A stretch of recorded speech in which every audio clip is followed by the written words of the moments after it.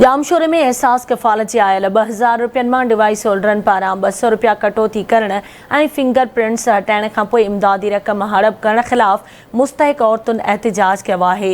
तफ़सील ॾिसूं था जामशोरे मां अलीमुराद चांडियो जी रिपोर्ट में। जामशोरो में एहसास किफ़ालत जे आयल 2000 वारी इमदादी रक़म में डिवाइस होल्डरन ऐं एहसास प्रोग्राम जे ऑफिसरनि पारां 200 रुपया कटौती करण ऐं फिगर हटाइण खां पोइ रक़म हड़प करण जो इंकशाफ थियो आहे। जामशोरो शहर के सेंडोर रोड, हैदराबाद रोड, सोसाइटी ऐं जामशोरो पुलिस स्टेशन भरिसां डिवाइस हलाईंदड़नि पारां ॻुझे नमूने घरनि ऐं सेंटरनि में क़ाइमु कयल पॉइंटुनि ते मुस्तहिक़ औरतुनि जी इमदादी रक़म 2000 रुपयनि मां 200 रुपया कटौती करण ख़िलाफ़ हक़दार औरतुनि ऐं उन्हनि जे वारसनि एहतिजाज कयो आहे।